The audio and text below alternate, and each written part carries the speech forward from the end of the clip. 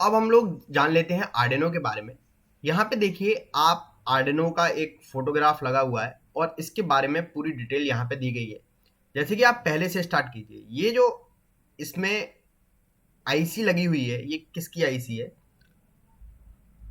तो ये बेसिकली आपका एट मेगा 32.8p ये माइक्रो कंट्रोलर इसमें लगा हुआ है। ठीक है। सेकंड चीज जो है वो ये यूएसबी जैक है। इस यूएसबी जैक के थ्रू आप इस आर्डिनो को अपने पीसी से कनेक्ट कर सकते हो। ठीक है। थर्ड है आपका पावर जैक। थर्ड आपका ये पावर जैक है। इस पे आप 9 वोल्ट की वॉल पार्ट और 9 वोल्ट की बैटरी आप इस पे कनेक्ट कर सकते हो इसको पावर देने के लिए। Digital pins 5 digital pins digital pins है आपके 4 पे जो लगी हुई है, ये सारी डिजिटल पिंस है। डिजिटल पिंस मतलब जो 0 और 1 या तो दे सकती हैं या 0 और 1 एक्सेप्ट कर सकती हैं। मतलब या तो ऑफ या ऑन के बीच में ही काम करती हैं। ठीक है। ओके। लेकिन यहाँ पे देखिए, यहाँ पर कुछ भी ये मेंशन नहीं है कि कौन सा इनपुट है कौन सा आउटपुट है। तो ये विद इन द प्रोग्राम आपको डिफाइन करना पड़ता है। अगर हम अदर कंट्रोलर, कुछ कंट्रोलर होते हैं जैसे कि आपका पीएलसी एक कंट्रोलर है, तो वहां पे आप देखोगे इनपुट मॉड्यूल अलग आता है, आउटपुट मॉड्यूल अलग आता है, इनपुट आउटपुट मॉड्यूल सेपरेट रहता है। यहाँ पे डिजिटल पिंस हैं। आप बताओ कि आप इन पिंस को इनपुट की तरह इस्तेमाल करना चाहते हो या आउटपुट की तरह इस्तेमाल करना चाहते हो। इससे फायदा क्या हुआ? मान लो आपके प्रोजेक्ट में दो डिजिटल इनपुट की जरूरत है और आपके पास और कुछ ज्यादा आपको आउटपुट पिंस की जरूरत है। तो आप क्या करोगे वहां पे? उस केस में आप क्या करोगे? दो पिन को ही केवल डिजिटल इनपुट बनाओगे, बाकी पिन को आप डिजिटल आउटपुट आप बना दोगे। टोटल 14 पिंस होती हैं इसमें, है ना, 0 to 13। ओके। जिसमें 0 और 1 जो होती है वो ट्रांसमिशन और रिसीवर के लिए यूज की जाती है, वो मैं आपको बताऊंगा। तो आप इस तरह से इनको डिफाइन कर सकते हो। ठीक है। Power out, power analog pins होती हैं। ये देखिए, ये आपकी एनालॉग पिंस हैं। अब आप सोचिए, छोटे से कंट्रोलर में आपको, छोटा नहीं है, बहुत पावरफुल कंट्रोलर है, इसमें आपको एनालॉग पिंस भी दी गई है। बताइए, एनालॉग सेंसर भी आप इससे कनेक्ट कर सकते हो। एनालॉग सेंसर्स भी आप इससे कनेक्ट कर सकते हो। ठीक है। पावर 6 पे आपका पावर इनपुट है, आप पावर इनपुट भी करा सकते हो इसमें। Power input 9 volt external external आप पावर सप्लाई दे सकते हो।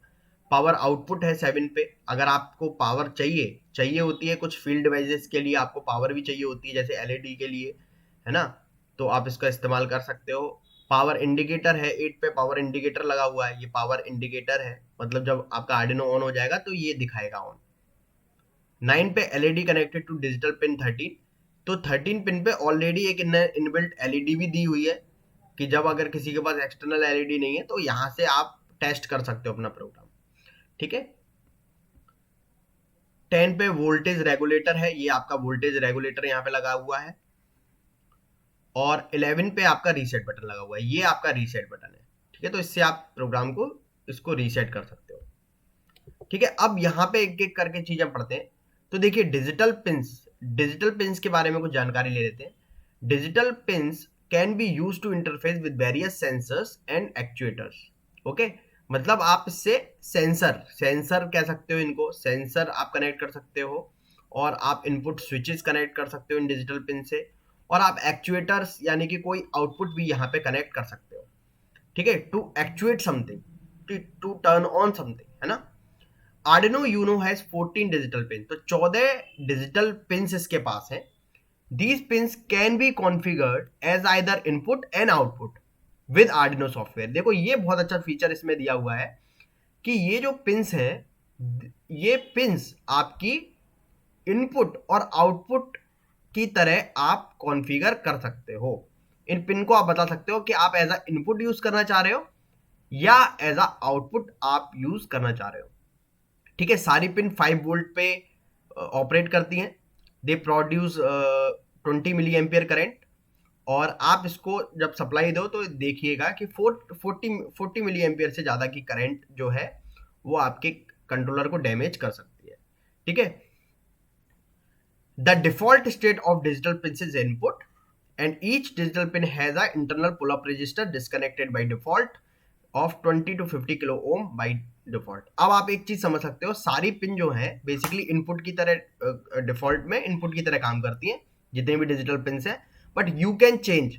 आप उनको इनपुट की तरह भी इस्तेमाल कर सकते हो और आउटपुट की तरह भी इस्तेमाल कर सकते हो।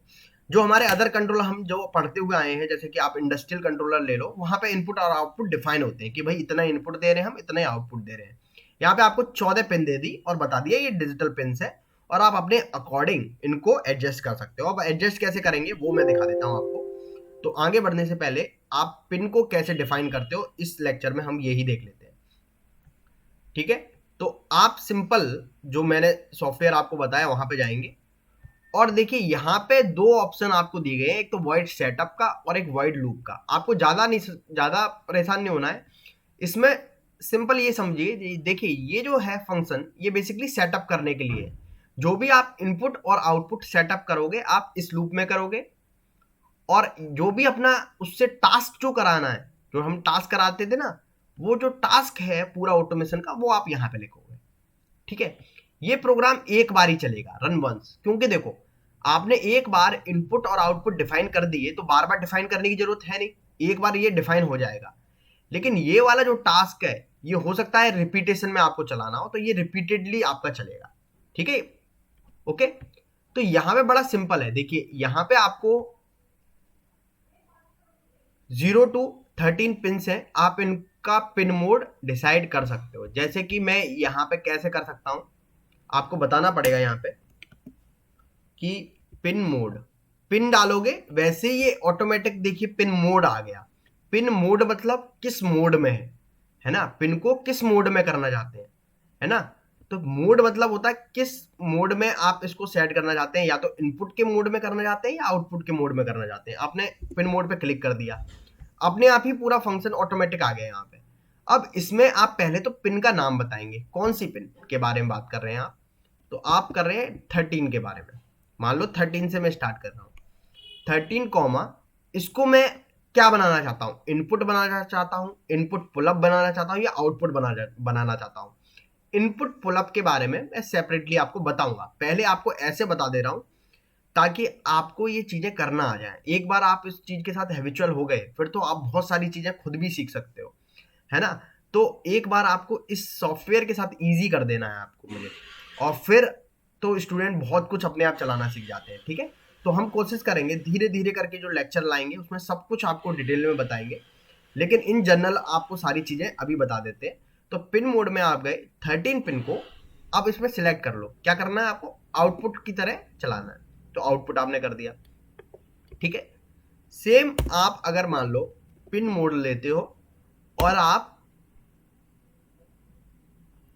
एक पिन को, यानी कि मान लीजिए 12 को मैं एज अ इनपुट देखना चाहता हूं, तो मैंने एज अ इनपुट कर दिया, ठीक है। इस तरह से आप कर सकते हो पिन मोड, इस तरह से सारी पिन भी आप डिफाइन कर सकते हो अपने अकॉर्डिंग, ठीक है। तो 13 से 11 मान लो आपने कर दिया, ये आउटपुट है, बाकी आपने इनपुट कर दिया, या 13 से 11 आपने कर दिया, ये इनपुट है, बाकी सारे आउटपुट कर दिए, ये भी आप कर सकते हो। तो यहाँ पे आपका आ गया, मान लो ये आउटपुट है, ठीक है। तो इस तरह से आप पिन मोड इसमें बता देते हो। अब क्या इसमें टास्क कराना है वो आप करा सकते हो, तो पिन मोड आपने यहाँ पे बता दिया, ओके।